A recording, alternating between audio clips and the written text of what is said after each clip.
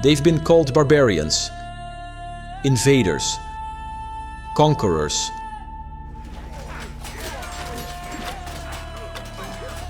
But the true story of the Vikings is far more complex. One of mythology, migration, innovation and survival. Icy fjords to sunlit monasteries, from Scandinavian farms to the shores of North America. In this video, we explore the rise and fall of the Vikings. Where did they come from and how did they expand their influence across so much of the world? What did everyday life look like and what led to their decline? This isn't just a story of warships and warriors. It's a chronicle of human resilience, shaped by shifting climates, collapsing kingdoms, and the first sparks of global connection. This is the story of the Vikings from Scandinavia.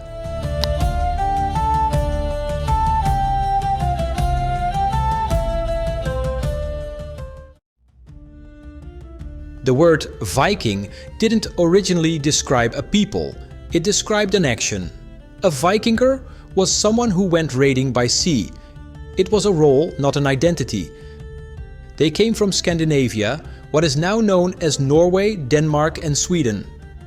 The first written mention of them appears around the year 789, but their impact was truly felt in 793. That year, they attacked Lindisfarne, a sacred monastery off the coast of Northumbria. It wasn't just a brutal raid, it was a calculated strike. Lindisfarne held golden relics, priceless manuscripts, and no armed defenses. It was the spiritual heart of northern England. Its fall sent shockwaves through the Christian world. The message was clear. A new threat had arrived, and it came from the sea. But this was more than terror for terror's sake. For young Scandinavian chieftains, monasteries like Lindisfarne were prime targets, rich, exposed and unguarded. Success brought immediate wealth and long-lasting prestige in their home fjords. As petty kings in Norway and Denmark struggled for power, rivals looked outward. Silver became the lifeblood of loyalty. And a short voyage across the North Sea could yield enough treasure to buy loyalty, build armies, and change the balance of power. They were tall, broad-shouldered, dressed in wool and leather, armed with iron axes and swords. Many people think that they often wore helmets with horns, but this is a myth. Archaeology shows that Vikings did not possess helmets with selected horns. The small horns, sometimes found on grave goods, were drinking horns, but not part of the helmet. To those they attacked, they were seen as the scourge of the north. But even in the earliest records, another side begins to emerge. These men were more than raiders. They were explorers, traders, pioneers of naval technology. Their ships would soon cross not only seas, but entire oceans. And so, in the flickering firelight of that first assault, a new era was born. The Viking Age had begun. Scandinavia in the early Middle Ages was as unforgiving as it was beautiful. Towering mountains, dense forests and narrow fjords shaped the land, especially in Norway and the northern regions. Farmland was scarce. Winters were long and brutal. Summers were brief yet vital. Life was built around the seasons. In spring and summer, the Norse sowed barley and rye, fattened livestock and dried fish. As autumn approached, they gathered what they could, salting meat, storing grains, and preparing for the dark, frozen months ahead. But behind this harsh environment lay a subtle advantage. From around 900 to 1300 AD, Northern Europe experienced what scientists call the medieval warm period. Average temperatures rose just enough to expand the boundaries of agriculture. Marginal lands became fertile and new regions became habitable. This warming trend wasn't just a climate shift, it was a turning point. It allowed Norse settlers to thrive in Iceland and push even further west to Greenland.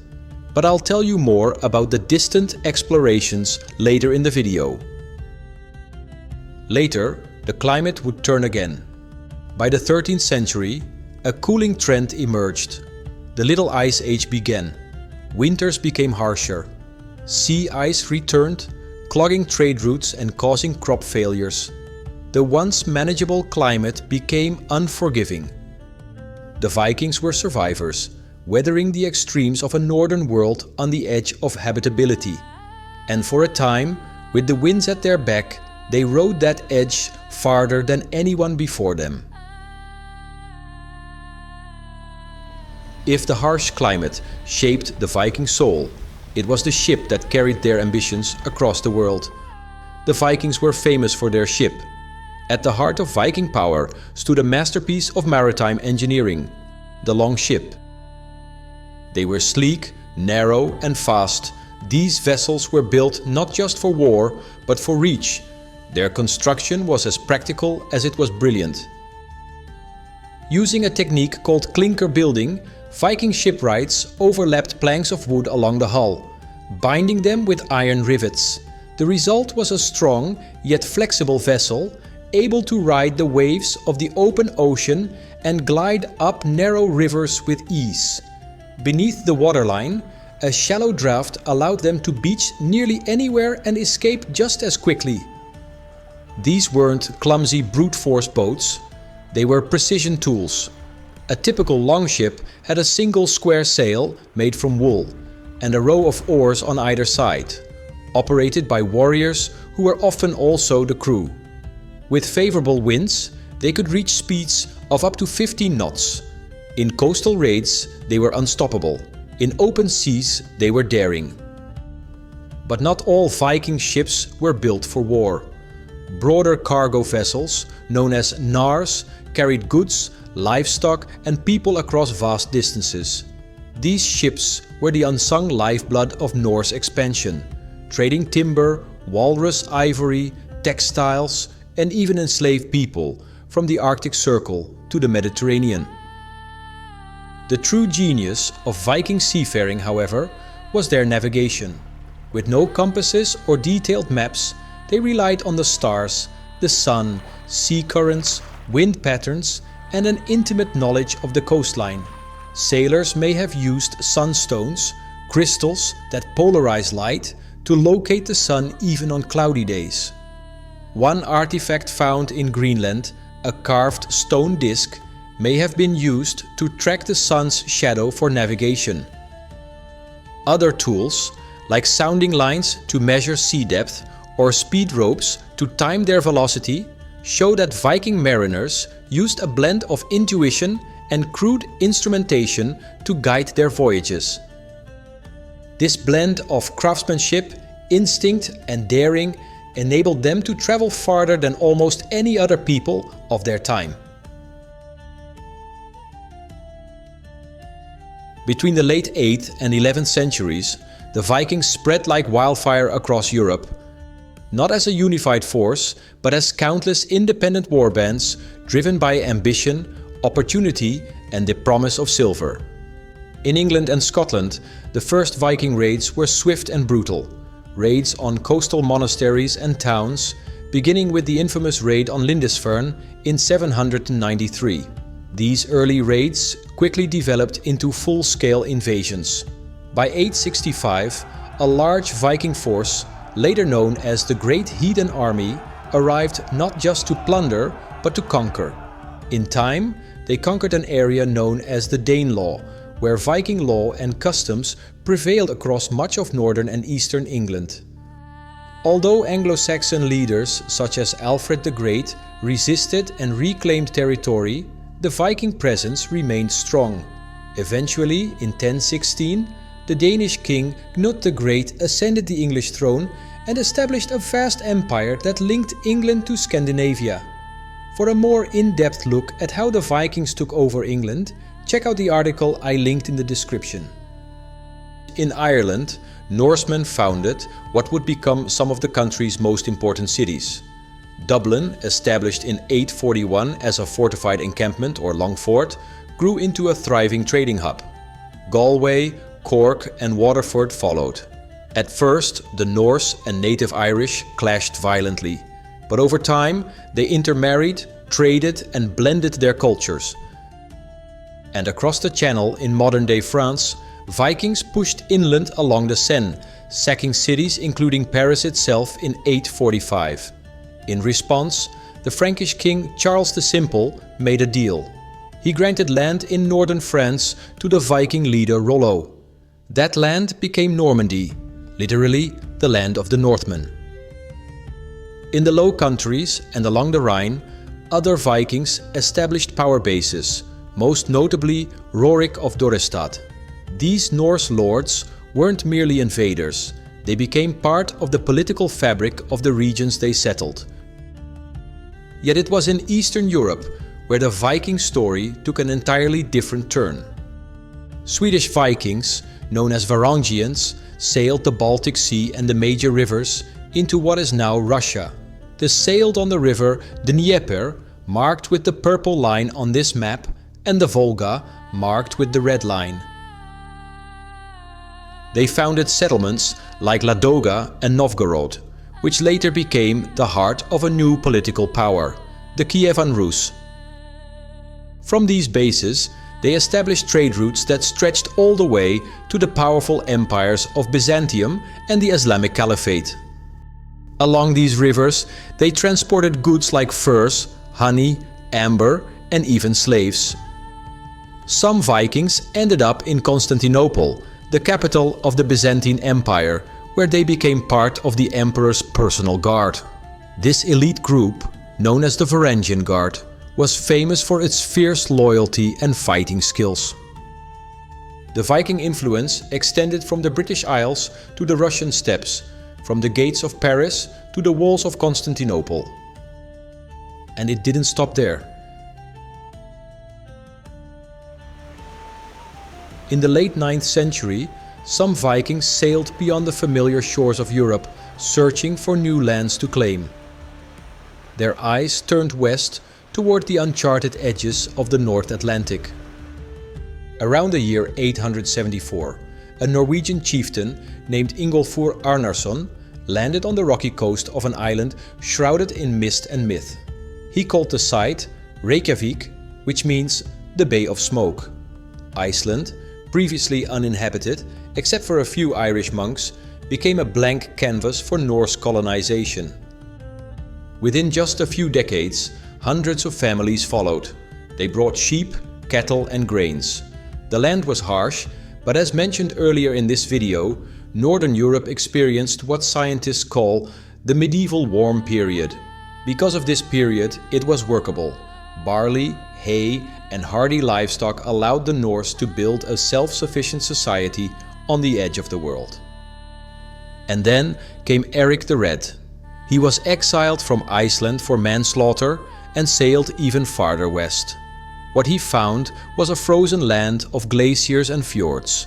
He called it Greenland, a clever piece of marketing meant to lure settlers. And it worked.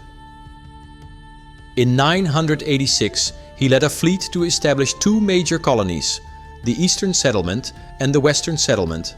Their survival depended on the mild conditions brought by the warm Gulf Stream and an unusual lack of sea ice. For a time, they flourished. They built farms, raised animals, and even constructed churches. The ruins of Valsey, one of the best preserved Norse structures, still stand today as a silent witness to their struggle. If you want to know more about the discovery of Greenland by Eric the Red, you should watch one of our previous videos on this channel about Greenland. So the Norse made it to Greenland, but this was not the final frontier. Around the year 1000, Eric's son, Leif Erikson, sailed further west. He landed in a place with forests, wild grapes and open meadows. He called it Vinland, not to be confused with present-day Finland. Modern archaeology has confirmed their presence. The Norse had reached North America 5 centuries before Columbus. But these outposts were short-lived. Conflicts with indigenous peoples, harsh winters, and lack of support from home doomed the Vinland experiments. While Viking ships carved their paths across oceans and rivers, back home in Scandinavia, powerful centers of trade, religion and governance were taking shape. These were not just ports or gathering places. They were the beating hearts of Viking society. In ancient Sweden, the city of Gamla Uppsala was a powerful religious and political center. According to writers such as Adam of Bremen, a golden temple stood there dedicated to the gods Odin, Thor and Freyr. Every 9 years, great sacrifices were made there, of animals and sometimes even humans, to bring peace and prosperity. Though much of the temple's detail remains debated, archaeology confirms the power of Uppsala. Monumental grave mounds and ceremonial sites reveal a place of immense cultural significance. Here, kings were buried like gods, and gods were honored like kings. Further south, on the island of Björkö, near today's Stockholm, the Vikings founded Birka, often called Sweden's first real town. Established in the 8th or 9th century, it became a lively trading center, connecting Scandinavia with both Eastern Europe and the wider Western world. Merchants from across the continent came here to trade goods like furs, iron and textiles, making Birka a true melting pot of cultures. In 829, the town also became a starting point for something new. Christian missionaries arrived, including a monk named Ansgar. He hoped to spread Christianity among the Norse. And although his mission didn't last long, it planted the first seeds of a faith that would eventually reshape the region. Further west, near the present-day border between Germany and Denmark, lay the bustling town of Hedeby. It sat at a key crossroads, connecting the North Sea and the Baltic via a short land route across the base of the Jutland Peninsula. For centuries, Hedeby was Denmark's most important trading center. Merchants from as far as the Middle East and Central Asia passed through its busy markets. The town was densely populated, well fortified, and known for its skilled shipbuilders, metalworkers and coin makers. But with wealth came danger. By the mid-11th century, Hedeby was attacked and destroyed, possibly by rival Viking forces or by German invaders.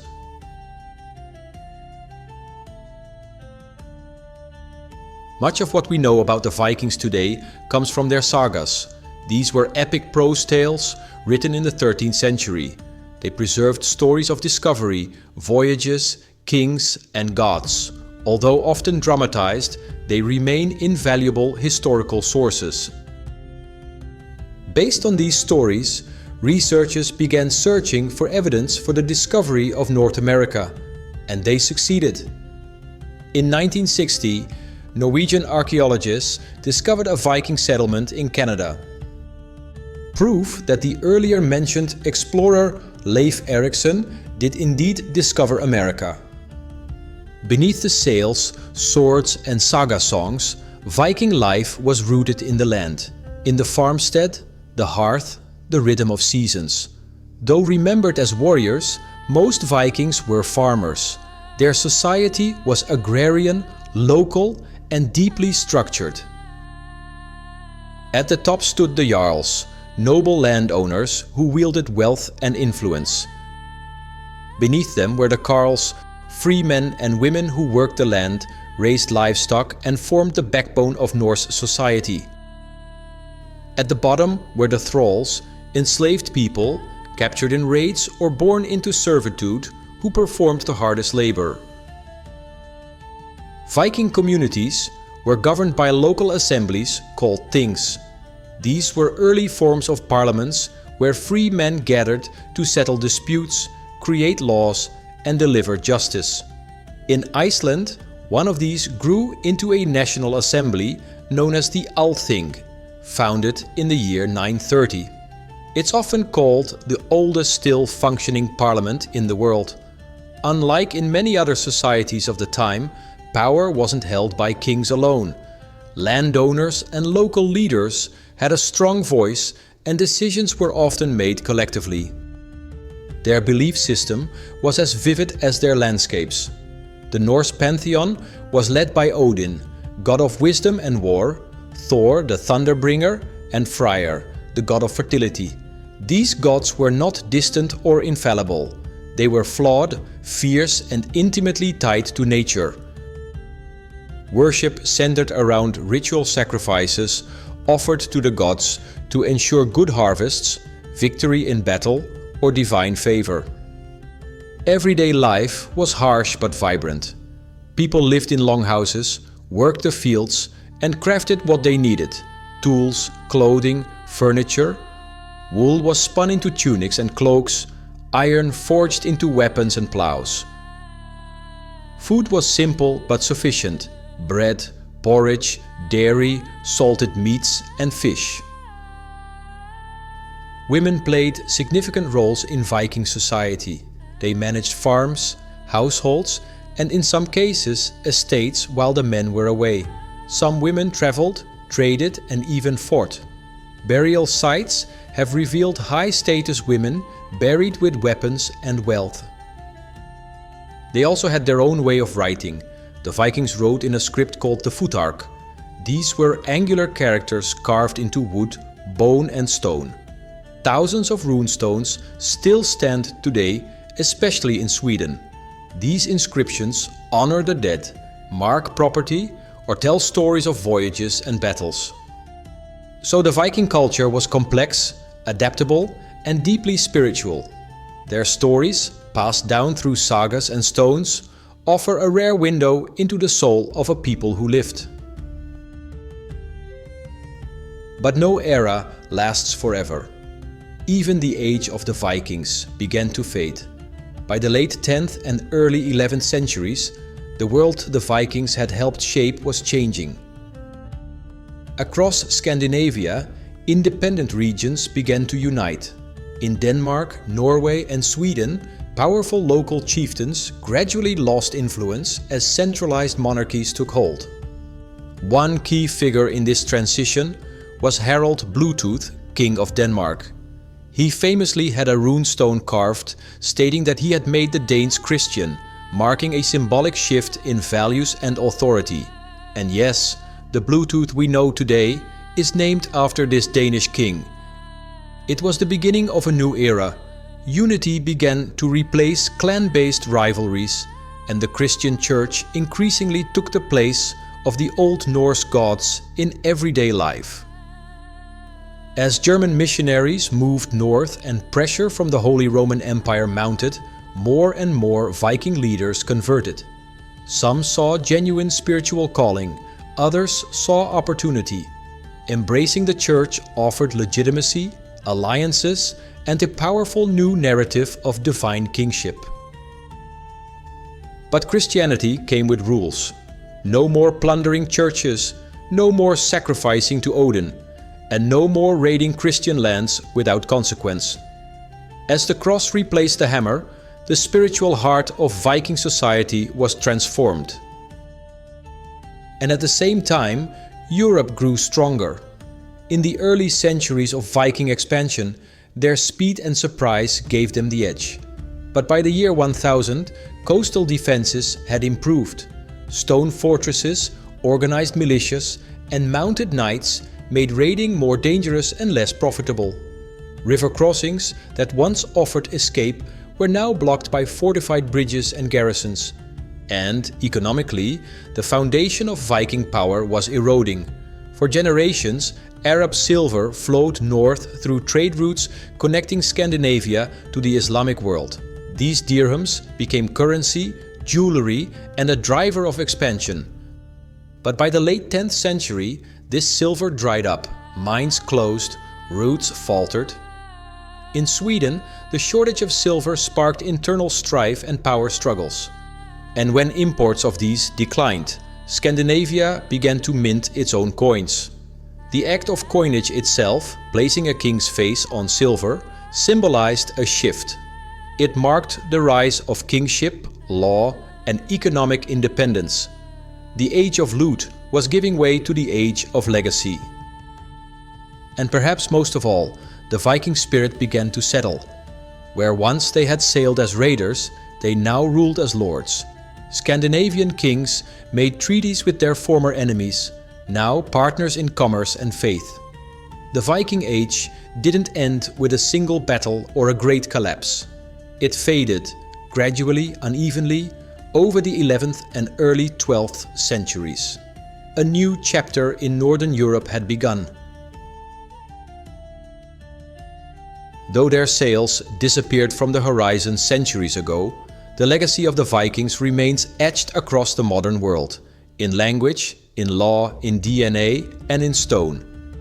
In the English language, everyday words like sky, egg, knife, law, window, and husband trace their roots to Old Norse.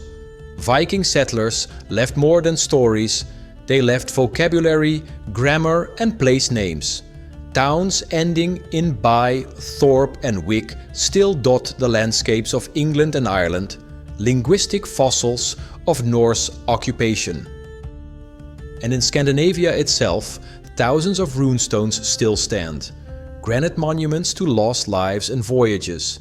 They line the countryside of Sweden, Denmark, and Norway, their carved messages honoring family, faith, and memory. Many are Christian, many are pagan, and many are both, testaments to a society in transition. And then there is the genetic footprint. Modern DNA studies confirm what history has long suggested. The bloodlines of Viking settlers survive across Europe. In England, Ireland, the Scottish Isles, and coastal France, a significant portion of the population carries Norse ancestry. So, the story of the Vikings is not one of chaos, it is one of transformation. From the cold fjords of Scandinavia to the sunlit shores of the Mediterranean, they shaped a world in motion. They tested the edges of the map, forged connections between continents, and navigated the tides of both sea and history. They were not just defined by what they destroyed, but by what they built. Settlements, trade routes, legends, and legacies. And though the longships now rest and the gods of Asgard have fallen silent, the echoes of the Viking Age still ripple through time, in the languages we speak and in the enduring spirit of those who refuse to be forgotten. This was the world of the Vikings, fierce, flawed, and unshakably human. Thanks for watching. Want to learn more about the Viking landscape? Check out our recent video about Greenland or our video about Sweden. And subscribe to our channel for more videos about geography, climate, and civilizations.